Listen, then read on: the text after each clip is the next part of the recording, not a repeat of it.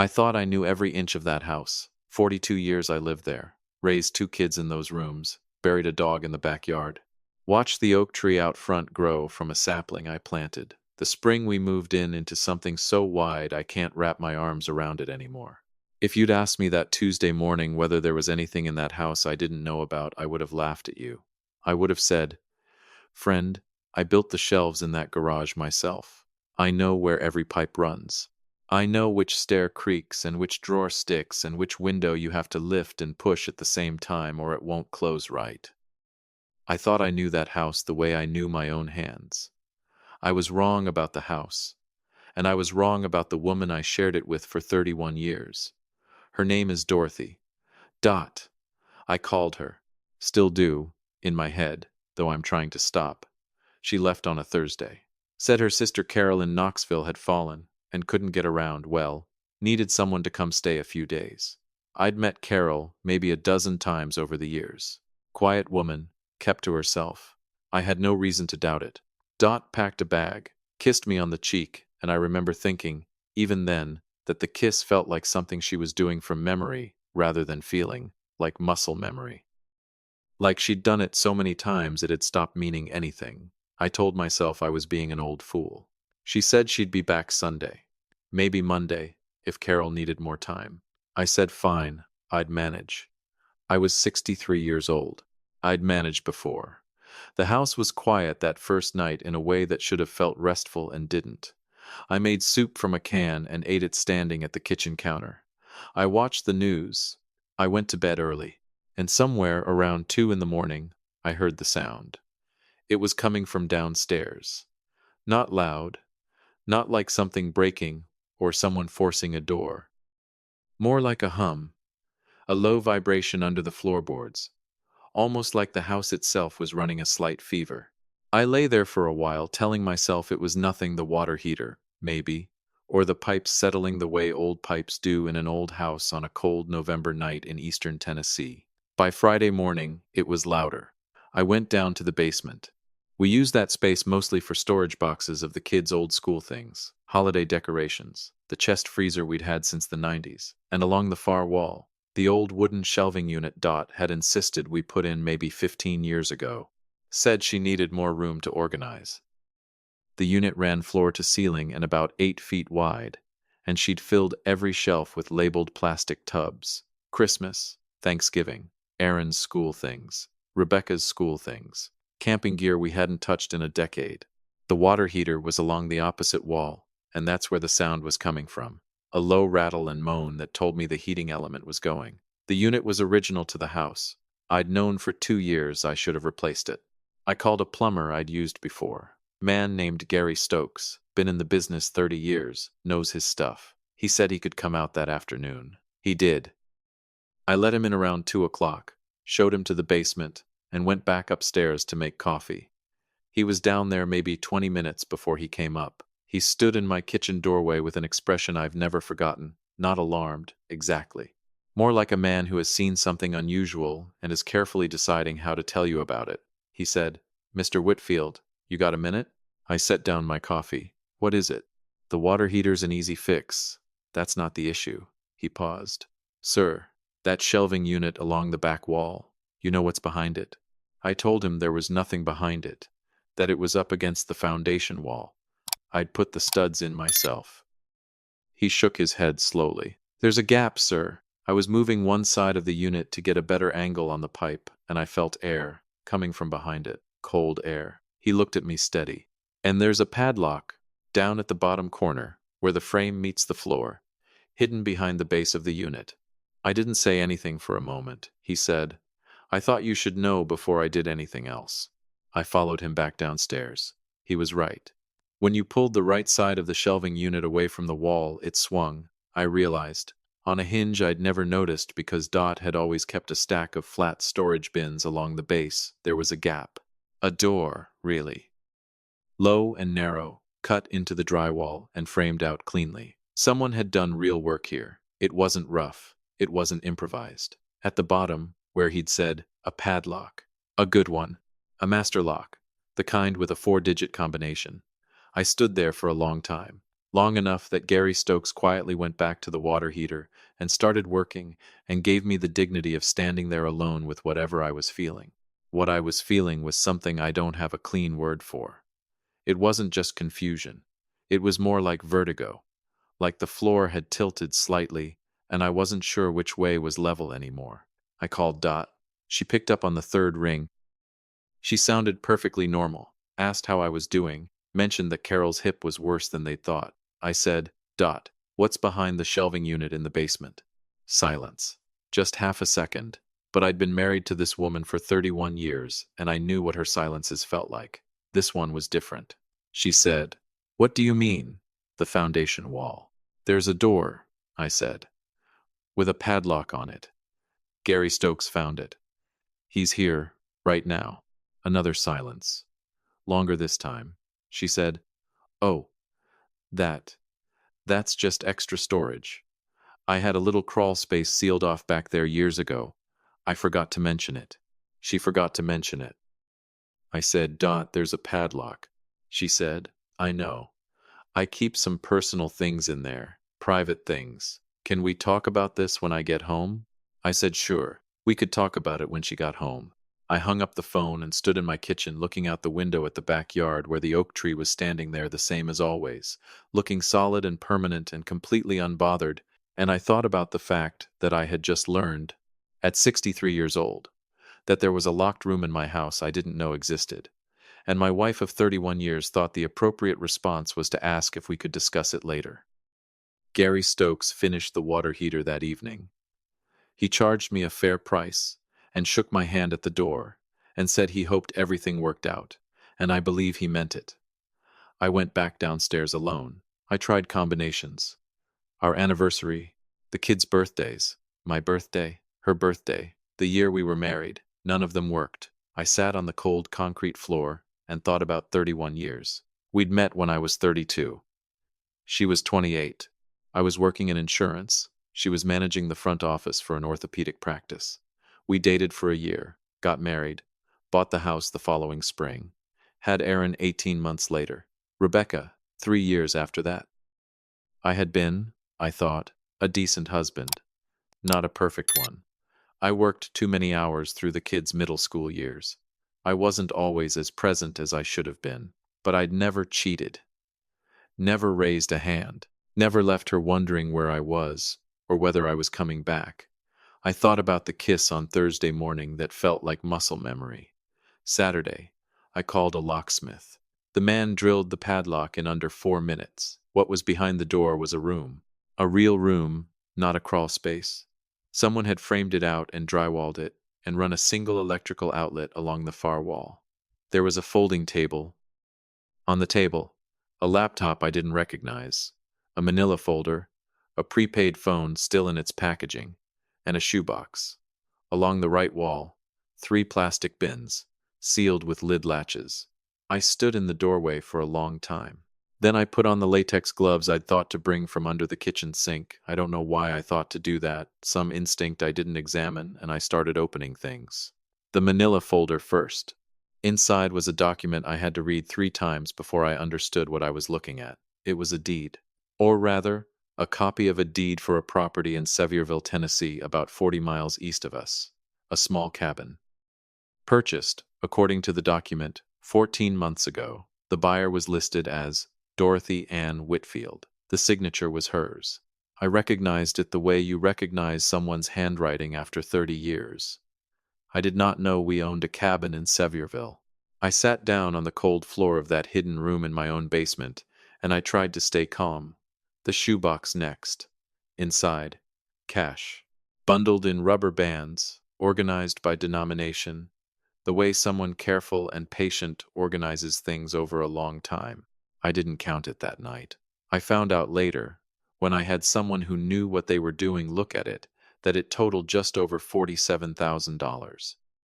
$47,000 in a shoebox, in a room I didn't know existed, behind a shelving unit my wife had installed and asked me to help carry the bins to. I remembered carrying those bins. I remembered asking her what she was putting up there, and she'd said, "Oh, just holiday things and the kids' old school stuff." And I had said, "Okay," and helped her stack them, And then I had gone upstairs and made dinner, and that had been that. The 3 sealed bins along the wall contained, in the first one, financial records bank statements for an account I'd never seen, opened 6 years ago at a bank 3 towns over, in Dot's name only, deposits going back the full 6 years. Small amounts at first, then larger, consistent, patient. The second bin held a burner phone, a different one from the still packaged one on the table, and a spiral notebook. The notebook was filled with Dot's handwriting, dates, times, notes about my schedule, when I left for work, when I came home, when I traveled for the regional conferences I attended twice a year. The entries went back nearly 4 years. She had been watching me, documenting me, building something. The third bin was the one that changed everything. Inside, underneath a folded towel, was a photograph, an 8 by 10, printed on photo paper. It showed a man I'd never seen before. Late 40s, maybe early 50s. Standing in front of a cabin, the same cabin, I would later confirm, as the one in the deed. He was smiling. And, paper-clipped to the back of the photograph, was a typed document. A summary, it appeared to be, of a lawsuit, filed in Knox County, against me, for property fraud and elder financial abuse. The named plaintiff was a woman I'd also never heard of. The alleged victim was listed as a 68-year-old man, my approximate age, who had supposedly been misled by me, a licensed insurance professional, into signing over a portion of his assets. The case number at the top was dated 8 weeks ago. I am not a lawyer, but I understood enough of what I was reading to feel the cold moving through me from the inside out. Someone had filed a lawsuit against me. Someone I had never met, alleging things I had never done. And my wife had a copy of it, in a bin, in a hidden room, in my own basement. I closed the bin carefully. I went upstairs. I sat at the kitchen table until it was light outside, and then I drove to my son Aaron's house across town. Aaron is 30 years old. He works in commercial real estate and is, in my honest estimation, a smarter man than I was at his age. When I showed up at his door at 7 in the morning and he saw my face, he didn't ask questions. He just stepped aside and let me in. I told him everything. He listened, the way good people listen, without interrupting, without getting ahead of me, just steady and present. When I finished, he was quiet for a moment. Then he said, "Dad, we're not touching anything else in that room until we talk to a lawyer." He called a friend from college who had gone on to practice law in Knoxville.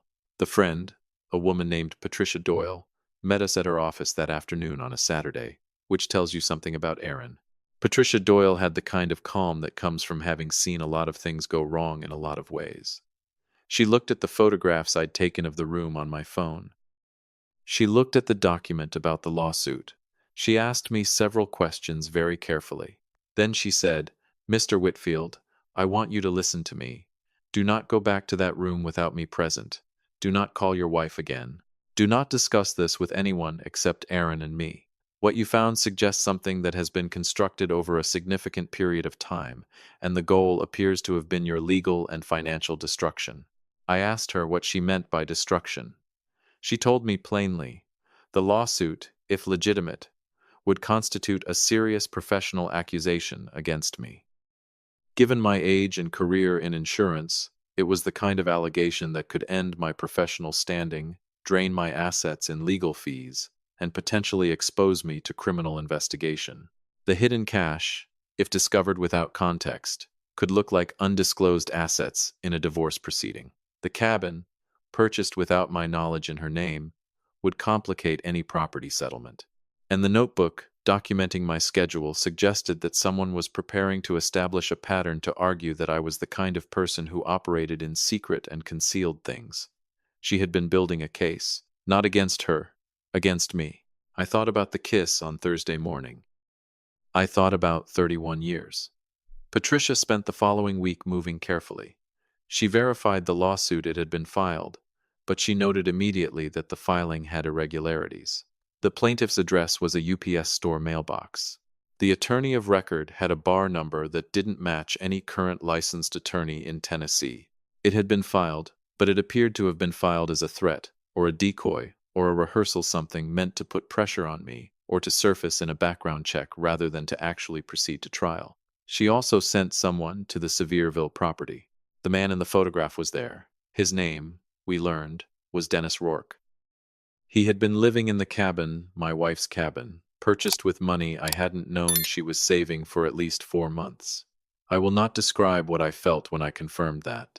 I will say that I sat in Patricia Doyle's conference room, and I looked at the wall for about 5 minutes without speaking, and Patricia and Aaron just let me. What I felt was grief. Not rage. Grief.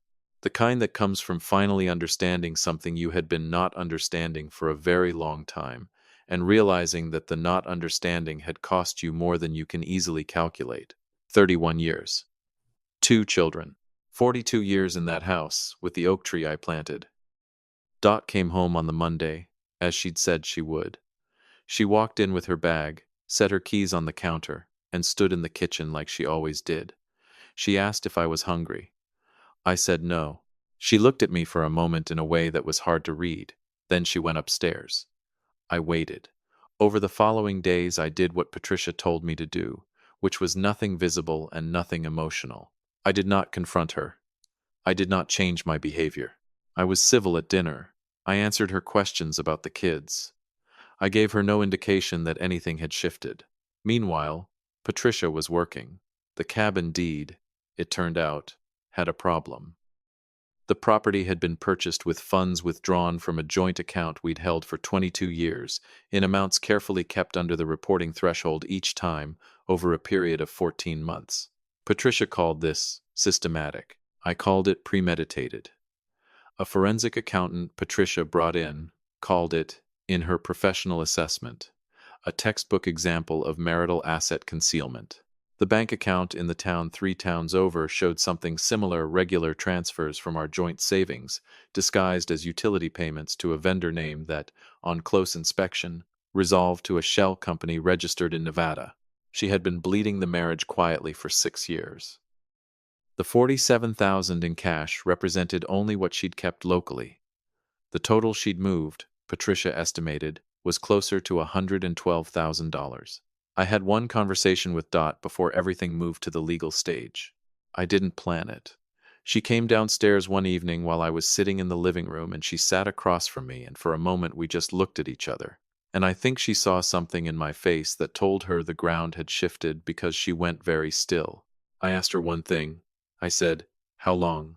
She didn't pretend not to understand. She looked at the window. She said, "A while." I asked her why. She was quiet for a long time. Then she said, "I wanted something different. I didn't know how to get there any other way." I looked at my hands. The same hands that had built the shelves in the garage, that had painted Aaron's room blue the week before he was born, that had held Dot's hand in the hospital when Rebecca came into the world. I said, "You could have just told me you wanted out." She didn't answer that. I stood up and went upstairs, and that was the last real conversation we had. The divorce was filed the following month. Patricia Doyle represented me. The forensic accounting, the deed, the hidden account, the shell company, all of it was documented. The lawsuit that had been filed against me was investigated and found to be fraudulent, filed by someone using false credentials, and was dismissed. Dennis Rourke, it emerged, had known about the plan and had received transfers from one of the accounts. He is currently the subject of a separate civil action. The cabin in Sevierville was sold as part of the settlement. The proceeds went into the division of assets. The hidden cash was considered marital property. Dot's attorney worked to argue diminished contribution on her part, and Patricia worked to document every transaction, and in the end, the settlement was fair in the way that legal settlements are fair, meaning it was final, and it was documented, and it was nobody's idea of justice. But this is what I want to tell you, friend. There was a moment, about 6 weeks after it all began, when I drove out to Sevierville alone on a Sunday morning. I don't know exactly why. I found the cabin easily enough. It's a small property, wood-sided, sits back from the road with a gravel drive and a covered porch. The lock had been changed after Dennis Rourke was asked to vacate by the court. I sat in my truck in the driveway for about 20 minutes. I thought about the life I thought I had. The dinners and the holidays and the arguments about nothing, and the way Dot used to hum when she was cooking, this low, tuneless humming I had always found endearing. I thought about the life she had apparently wanted instead, Something different, she'd said. I still don't know exactly what that meant. A cabin in the mountains, with a man named Dennis. A new identity built on $112,000 she'd skimmed from 30 years of our shared life. A lawsuit designed to tie me up in legal trouble long enough for her to be gone. I didn't feel angry sitting in that driveway. I want to be honest about that, because I think sometimes people expect a man in my situation to be furious, and I wasn't. What I felt was something quieter and more final. Like the last page of a book you'd thought was a different genre. I had built a life in good faith. I had not been a perfect man, but I had been an honest one. And in the end, the thing that protected me wasn't rage. It wasn't catching her. It was a plumber noticing a draft from behind a shelving unit, and a son who called a lawyer before I could do anything stupid, and a lawyer who moved quietly and carefully and didn't miss anything. I drove home. The oak tree was there in the front yard where I'd left it, still wide, still unbothered, still rooted in ground I'd stood on for 42 years. I don't need the cabin. I don't need the last word. I don't need Dot to admit what she did or explain why she thought $112,000 and a man named Dennis in the Smoky Mountains was worth 31 years. I just need you to know, whoever you are listening to this, that it is possible to lose what you thought was everything and find out that what's left is still enough. You go on. You build what's next. You plant trees. You don't stop just because someone you trusted turned out to be a stranger wearing a familiar face, that's all. When the life you thought you had falls apart, what remains is not nothing, it's the foundation you built with honest hands. Lewis didn't survive because he was stronger than the betrayal. He survived because he kept moving forward, one quiet step at a time, trusting the people who showed up at his door. Roots hold, good work holds, and the trees you planted are still standing. A small note for you: this story was created and fictionalized by AI, crafted to bring you a moment of meaningful entertainment while leaving behind something worth carrying, a little light for the road ahead.